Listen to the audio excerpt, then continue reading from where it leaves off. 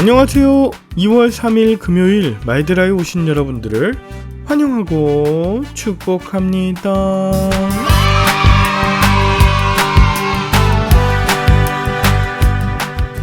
어제 여호수아를 묵상하면서 여호수아 같은 목회자 그리고 동역하는 중직자들이 써내려가는 아름다운 신앙 공동체 이야기가 많이 들리길 기도했는데요. 최근 저의 주변에 새로운 사역지로 부임하시는 젊은 목사님들 참 많이 계셨습니다. 담임 목사로 가시건 부목사로 가시건 여호수아는 여호수아의 몫을, 갈렙은 갈렙의 몫을 감당하며 주어진 상황에 최선을 다해 하나님께 영광 올려드리는 그런 한 해 되길 축복해요. 마이드라 들으시는 분들이 목회자이시건 중직자이시건 일반 성도이시건 상관없이 주님께서 직접 말씀하시고 또 사명 주시는 귀한 하루 되길 바라는 마음 담아 오늘도 힘차게 마이드라를 시작해 보도록 하겠습니다. 자, 출발!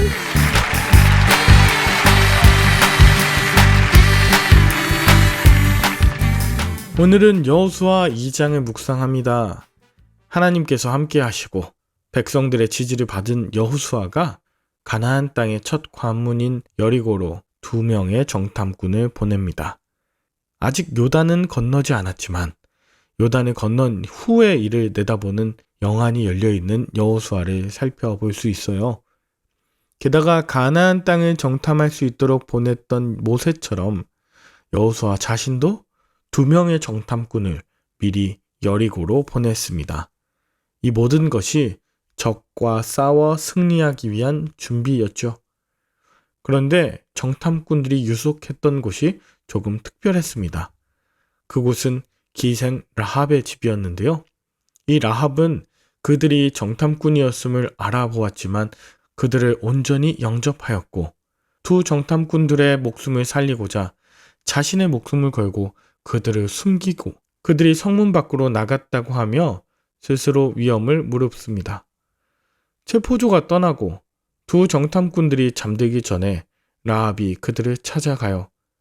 그리고 이스라엘을 향한 하나님의 역사하심을 듣고 여리고 사람들이 심히 두려워하여 마음이 녹았었다고 하며 앞으로도 여리고가 아모리 2 왕들처럼 전멸될 때에 라합이 그들을 선대했던 것처럼 자신의 가족을 구원해달라고 요청합니다. 이렇게 말하는 라합은 정말 하나님을 경외하고 구원을 갈망하는 여인이었습니다. 만약에 그가 돈과 성공을 원했다면 초라한 정탐꾼들을 여리고 왕에게 고발할 수 있었겠죠.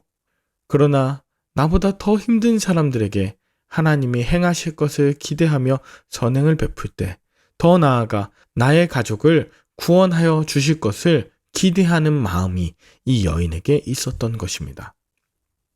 라합이 목숨을 걸고 2 정탐꾼을 숨겨준 덕분에 체포조는 떠나갔는데 그 사이 여리고 성문이 굳게 닫혀버렸습니다.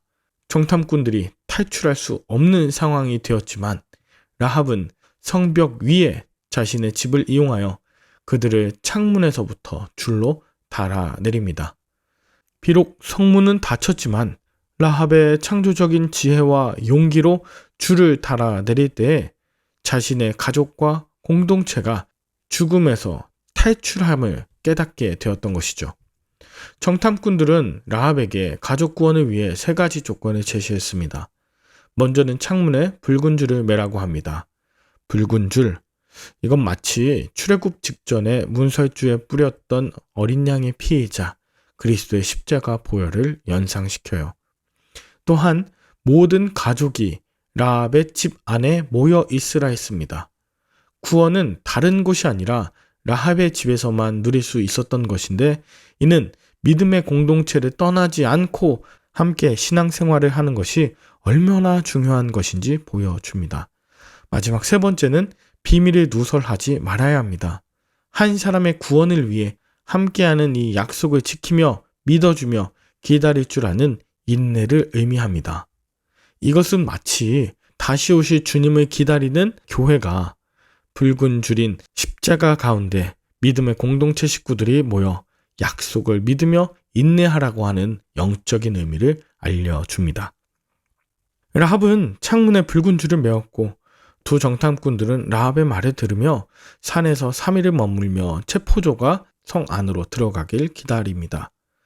이후 안전하게 귀환한 두 정탐꾼들은 여호수아에게 자신들이 여리고에서 경험했던 모든 일을 말합니다. 특별히 여리고성의 모든 주민들이 하나님이 하신 일을 듣고 두려움에 마음이 녹았다고 한 이 이야기를 전하므로 여호수아는 하나님의 역사하실 것에 대한 확신과 용기를 얻었을 것입니다.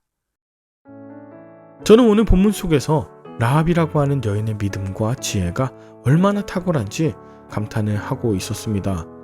정탐꾼을 알아보는 안목, 정확한 상황 판단과 순간의 대처 능력, 또 자신뿐 아니라 가족 구원을 위한 그 우선순위, 성문이 닫혀 있었지만 자신의 집의 위치를 활용해 줄을 메어 내린 것, 또 이후 붉은 줄을 메어 표시하는 모든 일들, 이스라엘이 다시 찾아올 때까지 신실한 하나님의 약속을 믿으며 인내하는 그 자세까지, 라합이 기생이라고 하는 당시 시대적 위치, 여리고의 당대 문화 배경 등 이것들은 모두 그 상황과 시대를 역행하는 것이었습니다. 사실 성경을 조금만 살펴보면 이렇게 시대와 주류 문화를 거슬러간 여인들의 이야기가 많이 나와요. 출애굽기는 모세의 어머니 요게벳이 자신의 아이 모세를 죽이지 않고 나일강과 갈대 사이에 두었죠. 이것도 왕의 명령과 주류 문화 가치를 거슬러 올라가는 것이었습니다. 또 그런 아기 모세를 건져내어 키운 바로의 딸인 공주도 반문화적인 행동을 한 것입니다. 예수님의 어머니 마리아는 미혼모의 몸으로 성령으로 잉태한 예수님을 낳지 않았습니까? 또 베다니에 사는 마리아는 당대 남성들의 전유물로 여겼던 예수님의 발 아래에서 말씀을 듣는 이런 반문화적인 행보를 보였습니다. 그런데 이 모든 일의 공통점은요, 생명을 살리는 일일 뿐 아니라 가정을 구원하는 결과로 이어졌습니다. 비록 나의 삶이 라합과 같이 비천할 수 있어도 구원의 십자가, 그 붉은 줄을 달고 가정의 구원을 이루는 한 해가 되었으면 좋겠습니다. 환난 날에 가정에서 예배가 회복되고 함께 모여 믿음의 중보를 드리는 교회들, 또 이 복음을 전하며 맡겨주신 선교적 사명을 잘 감당하는 저와 여러분들이 교회이심을 잊지 않길 바라며 함께 기도할까요? 하나님 아버지, 저도 기생 라합처럼 위험을 무릅쓰고서라도 하나님 편에 서길 원합니다. 저의 비천함과 곤고함을 바로 보며 하나님 앞에 무릎으로 나아가게 하여 주시옵소서. 저보다 더 힘든 사람들에게 선행을 베풀며 가족 구원을 위해 간구하오니 십자가 보혈로서 저희 가족들을 덮어주시고 살려주시옵소서.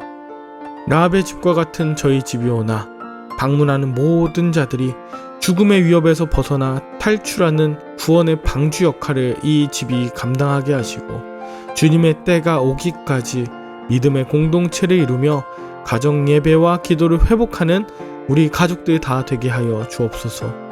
붉은 줄인 십자가를 자랑하며 주변에 있는 자들에게 위로와 용기 전하는 라합으로 살게 하시길 예수 그리스도의 이름으로 기도 올리옵나이다. 아멘. 주말에 여러분들 섬기시는 교회에서 많은 은혜 받으시길 바라며 저는 다음 주 월요일에 다시 찾아뵙도록 하겠습니다. 샬롬.